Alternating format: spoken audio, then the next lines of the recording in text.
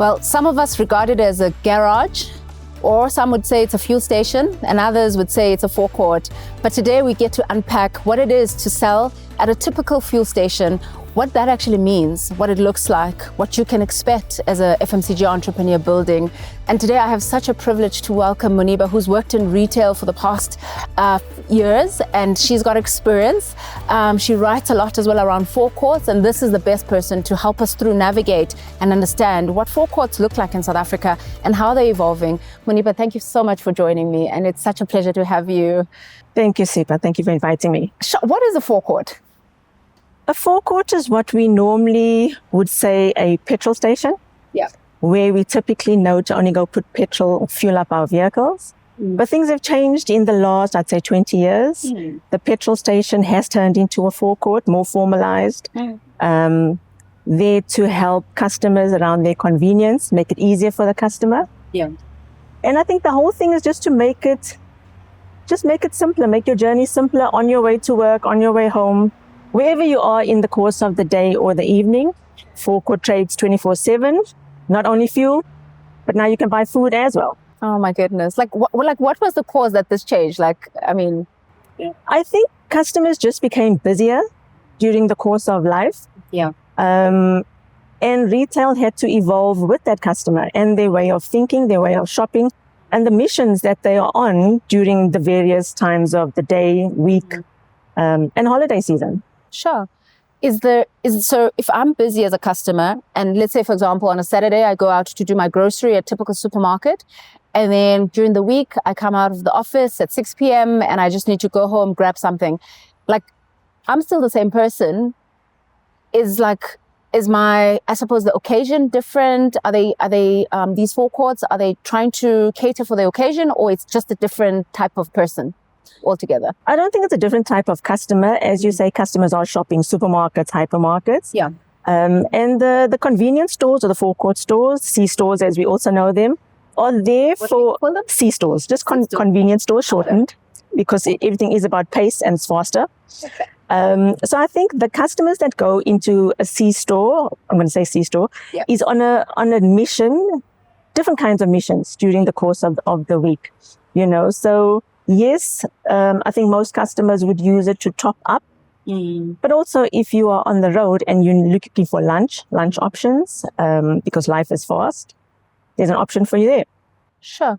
Okay. So do you know, I don't know if you would know this, but do you know how the average time a customer spends in that store? Probably 15 minutes. 15 minutes. Yeah. So you've got 15 minutes to give the customer what they're looking for and upsell if you can. Sure. So if I'm building a brand and product and I'm supplying a typical retail store, would I need to change the packaging or the experience altogether for the C-store? Not necessarily. I think it depends on the nature of the product that you are supplying.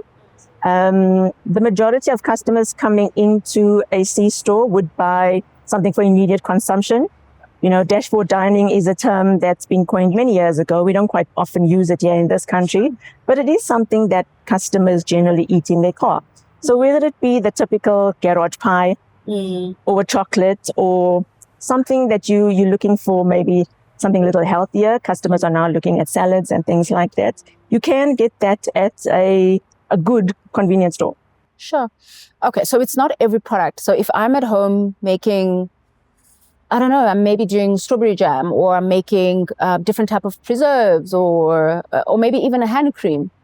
It's not necessary that all the products will be able to go into a convenience store. Absolutely. I think that once again, it becomes about the customer's mission.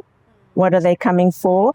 I did see those sachet-filled honey sachets and jams and things like that. I think that is something that you could look at in a convenience store as opposed to a 900-gram can of jam or something like that. Somebody would get on the road as well. Absolutely. So that is something. It gives them that option of eating on the road. If you want to buy a scone or something like that, makes it easier to handle on your lap or on your dashboard. Sure. Okay. Now, if I'm then thinking about it's the right product, but the right packaging, and then pricing, does that differ? Is it higher there or is it lower than a typical store? Yeah, it is. It's a difficult one because the stores trade 24/7.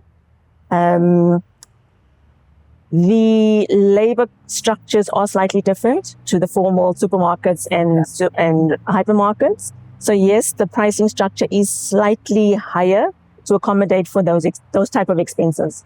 Okay, so it means then the retailer would take a higher, the forecourt retailer would take a higher margin, would expect me to have enough margin so that they can make, to be able to cover all the costs that they have. I've actually never thought about that. I've just thought, they're just expensive. I didn't realize that actually, no, they run 24/7. And so they need to be able to accommodate and pay their staff. I've never thought about that. So is there different requirement from a listing point of view? So if I go into a retailer, typically if I'm an entrepreneur, I go to a buyer, I have a meeting with the buyer, and then I get into this big retail chain, and then I do the paperwork, I'm then listed. Is it the same way with forecourts? Yeah, it generally is. Some of the forecourts have partnered with formal retail partners like Pick and Pays and the Spars and the Woolworths. So their processes are quite intense, and understandably so, because they need to secure and safeguard their own brand. Customer food safety is a big part of the requirements. So yes, when you have the formal retailer as a partner on a convenience store, you do have to follow all those formal retail requirements. It's not to say that a C store is a smaller store format. You don't need the same kind of safety elements and safeguards in place.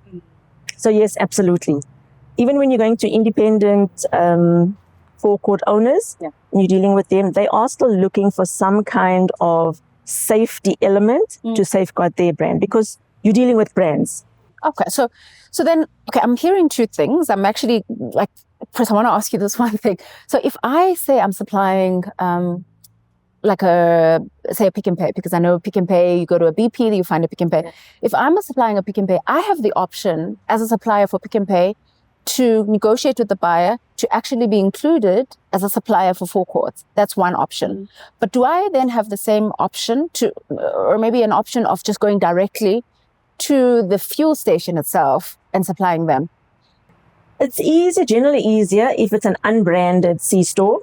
So, on some of the forecourts, they have the shop and things like that, and not necessarily a Pick and Pay Express or a Spar Express. So you could, if it's independent. Okay. Do we currently have independents currently? We do have a few independents. I must say the former retailers have stepped up in the last few years. There's a number of branded stores on forecourt, and they all bring with them a special kind of relationship that has turned the C stores into a formidable format. Okay. So is there room though for small players to come in and go directly to the forecourt? Yeah, absolutely. The independent retail owners are generally the more receptive to smaller suppliers at this point in time. I do think the bigger players are keeping space on shelf for small suppliers, but to get your foot in the door, it is generally easier to go through an independent. Okay. I mean, I know that when we started our business, the first forecourt we ever listed in, and probably that was the only one, we supplied the pantry in Johannesburg, Rosebank. It's such an experience. And are you seeing that becoming a trend where you're not just coming to just fuel gas and then go take dried biltong that has been there for I don't know for how long, and you get to just take whatever is there, even if, let's say, for example, you're in a healthy diet and you're just looking for something. But now you can go via Rosebank and you're going somewhere, fill up your tank, and then go into a store and then get something that, you get it as a gift. You can get flowers, you can get ice cream, you can get all sorts of, is that what you're seeing growing? Yeah, absolutely. I think those kind of destination stores are popping out quite often now. You see the Mavericks on the forecourts are looking at the customer opportunity very differently. Obviously, location plays a big part in what they choose to do, but that theater of food, that destination opportunity, everybody is competing for that customer's time. And yes, definitely, I think that is the route to go. There's a lot of movement on forecourts in terms of the the destination's evolving, but it's evolving differently in different sectors and at different paces. You know, I often usually say to our customers, like our entrepreneurs, fellow entrepreneurs, is like, you need to be so really, truly obsessed with the customer. Now, this is said a lot, but you need to care for your customer and think about what would make easier for them. And what I'm seeing with such convenience stores, like people are coming out at night. Maybe a person has been somewhere at 11 p.m. and they just need to grab something, or they've got a morning event and they can't get, or, you know, they've just flown in and they just need to pick up flowers, you know, for their family, or get some cake or whatever it is, and bring that. And that's, for me, I'm seeing that that's actually caring for your customer in a sense of like, you don't have to wait for the following morning to actually get what you need. So if you need to drive out somewhere, you can still go into a store at 4 a.m. and pick up cake and leave for a birthday cake for somebody at home, you know? Absolutely. I think the options are vast out there when you look at the Mavericks again, what they are putting out there. So it definitely is giving customers a better opportunity. But like you said, rightfully so, you need to understand your customer and who you are catering for. Yeah. So for example, would you think maybe in 2-3 years, and I'm sure it's already happening, but do you think people would be sitting at fuel stations with their laptops and just sitting and working as though, you know, have a coffee date at a fuel station? Do you see that happen? It's happening already. I think the perfect locations are an ideal opportunity for that rep on the road to stop for a few minutes, have your quick meeting, you know, recharge your laptop kind of thing, and basically work in that forecourt space for 20 minutes, 30 minutes, you know, and I think the big opportunity there is once that person is sitting in your store working, how are you upselling to that person? And if I'm a supplier into these C-stores, do I go to the stores directly when I'm delivering, or they've got sort of centralized, especially maybe the ones that are not independent, like the ones that have partnership? Does it still happen that I have to go through DC somewhere, or I can go, you know, delivery happens directly to store? It depends again. You know, I think the large retailers are a little bit skeptical about putting a small supplier through the centralized distribution center because cost. It does become costly for a small supplier to deliver through the central distribution center, especially if they're only delivering to 5 or 6 stores. You know, so when you're starting off and you're starting off small, my suggestion is start off small, especially if you're new to the format and the business. Start off with 5, 10 stores. Prove to the retail and yourself that you can deliver consistently, you're reliable, you tick in all the boxes, and the retailer's relationship with you has grown to the extent that they trust you, because they know you are reliable and you are not going to leave a gap on the shelf. So start off like that, you know. When you are supplying nationally, yes, absolutely. Look at the centralized structure because it does make life easier. But while you are still emerging, challenging, and you're sitting with 5 stores, deliver direct. Okay. Would I need to have a van, I suppose, like I would have to if I was supplying a restaurant, or I was supplying say, for example, I had an area, maybe I was supplying for, whether it's a ShopRite or whoever it is, whichever retailer, and I've got regional reach, and they've said, okay, you're going to just focus on the North, Johannesburg North area, and I will still need to deploy capability. I can't use a third party. Usually it's easier to have your own. I think it depends entirely on the business, the nature of the business, and what you can afford. Okay. You know, if you are in 5 stores, a third-party distributor adds onto your cost. If you can comfortably deliver to one specific area and your 5 stores are in that specific area, then I would encourage you to deliver on your own. But once again, after a few months, when you are ready to scale, you have to seriously look at distribution as well as merchandising, because you can't do it on your own. Do you have to actually also get merchandising company for forecourts? Yeah, it's not as, I wouldn't say widely used as supermarkets, but yes, absolutely. Because products have to be. Yeah, you need to make sure your product is on shelf. Okay. You know, once you get listed, it's not the end of things. You are still responsible to ensure that your product sells, that it's visible on shelf, and you need to have somebody on the ground making sure that your stock gets merchandised so that the customer can see it. Sure.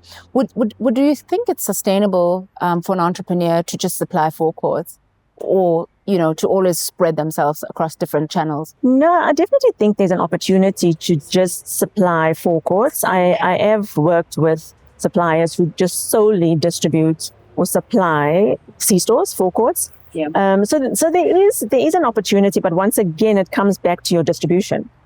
You can't only supply 5 stores and think you're going to be profitable. You may be, if that's the kind of numbers you're looking at, but ideally, if you want scale in the forecourt format, you need to look at it differently. Are we getting more independents? Do you think that we're going to get more? We'll see more independent or independent forecourt stores? Forecourt owners. Yes, I think there will always be a forecourt owner who does not want a major retail brand on their side, because they do want control over what they put into the store, how they operate it, the ranging that they put forward. But the major retailers do make it easier with their supply chains. Okay. So what can we think about around margins, for instance? So for example, and every store has its own margin and we can't give exact figures, but if I'm supplying, say, for example, a retail A, and a typical, which is a supermarket, and maybe they want a 30% margin, would perhaps I expect from a forecourt maybe a 55%? Hopefully it's not that high, but when you look at margins, you need to look at the whole picture. Yeah. Because you're bringing in distribution, you're bringing in merchandising, there's warehousing involved, there's manufacturing costs. So when you talk retail margin, there's a front-end margin and a back-end margin. Yeah. So the back-end is obviously the rebate structures that come into play, and the front-end is that markup or gross margin that adds onto the product. So yes, it can add up very quickly, but it is a negotiation. Some of the retailers are hard and fast on their percentages, but you're dealing with people, and I think we mustn't forget the fact that you do still have room to negotiate. Maybe not as much as you'd like it to be, but you are allowed to negotiate. So in a forecourt store, I've seen, I think, 1 or 2 where you come in, there's where they've actually got a retail partnership, where there's a section of retail and then they've got a little section where they've kept independent. Do you think that blend is, maybe it's a speciality? Say, for example, maybe they've got, like different imports on one side, just different little things, and then the retailer has something else on the other side. I do like that model if it's controlled properly. Because you've got 2 bosses, so to speak, you don't want to overlap. So as long as the rules and responsibilities are split between you are managing that and we are then managing that. I know it becomes an us and you, but it's difficult when there are 2 brands that are managing one side. Sure. You mentioned something about 2 bosses. Who's the most important stakeholder for an entrepreneur in that case when they're supplying forecourts? When it comes to the store, the stores are generally run by the retailer, and others have the forecourt petroleum team managing it. So it depends on how that partnership is structured. And as a supplier, you just need to understand the dynamics between the various teams and who is responsible for what. Okay. Because sometimes I know for us entrepreneurs, say, for example, I've got, I'm making ginger cookies, and I then go supply my nearest forecourt store, and I want to do a promotion, or I want to do, capture the content that's there and just the experience, and then drive customers to that store. I will probably typically chat to the owner of the store for that. Absolutely. Yeah. If it's not listed through the national retailer, then absolutely you are discussing it with the store owner. Okay. All right. But if it is the buyer. Yeah. It is my buyer. Yeah. Do you find that there's different buyers for forecourts? Say, for example, I'm in the category of, let's say I'm in snacking. So would I go through the snacking buyer, or it would be maybe a forecourt buyer? Do they distinguish with the I think, again, it depends on the structure of the businesses involved. But generally, they do have a dedicated team that's focusing on the forecourts because they do operate slightly differently in terms of margins and ranging. Sure. Is this just, I mean, the work you've done around forecourts, what you've seen, is this just a South African sort of what we're seeing, the trend, or do you see it regionally as well in the continent, where people are actually using the forecourt format, or is it for now you've just seen it in South Africa and perhaps in other markets globally? Yeah, I think South Africa is definitely one of the countries on the continent that is moving aggressively, if I can use that word, on forecourts.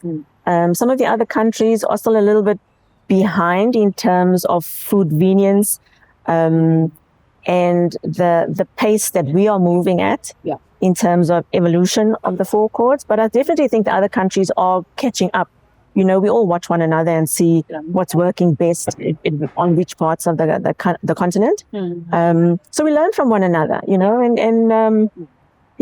I think the big thing in forecourts is to see exactly what's working and what's not, and how you can evolve your strategies and your sites to develop and compete as well.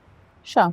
And I suppose in other markets, if retailers and forecourts, like, they can still grow independently, but still offer this sort of a similar experience, like, always surprising the customer, giving them a show, and being able to cater for that outside of sort of retail partnerships. Yeah, absolutely. I think the forecourt owner, the C-store owner, is definitely responsible for trading in their micro environment. So yes, the national retailer might give you direction and they might run certain promotions, but you are still responsible for making sure that your store is profitable and that you can compete in your micro environment. So I know you do work with entrepreneurs, and if you had an entrepreneur coming to you today, what would be the first things that have to be in place, or they would have to fix if they're not in place, to actually get ready for forecourt? I think the first thing for me would be, do you understand your product and who are you supplying to? A large part of the time, products come out because somebody in the family said, oh, it's a nice product, and because my mother said it's a good product, let's roll it out, kind of thing. So you do need to understand the market, what you want to play in, as well as the category. You need to understand that you cannot launch with a national listing if this is your first product and you're only starting out. Learn about the industry, relationship building. We are still dealing with people. I think that is a point that a lot of people forget about. You are dealing with people, and people also have KPIs. As well as various other things that they need to hit. And supply chain. Can you deliver to the stores consistently? Or are you going to become an irritation, so to speak, for that store because you've left gaps there because you think you've got the perfect product. You can't supply it, but customers do want it. Yeah, sure. Yeah. Thank you so much. This is so helpful. I think as we think about building a brand and thinking about perhaps a route to market for your product is C-stores, forecourts, and then, utilizing all the information and seeing, is this an independent store? Is this, a retail store? So thank you so much, Muneeba, for just sharing so, willingly and giving tips for entrepreneurs building stores. So I hope that you've enjoyed that. I hope that as you build, you think about, the type of margin you need to have in place, the type of capability you need to have in place to supply a C-store or forecourt store. And perhaps one day you might have a fully functional running bakery that exists in a forecourt, or a restaurant that is. But the opportunities are vast, and it is a growing channel for distribution. So it's not a channel to be ignored. Look out, but really think about, how do you build well so that you don't go under for your business. So thank you for tuning in. And Muneeba, thank you so much for sharing so candidly. Until next time.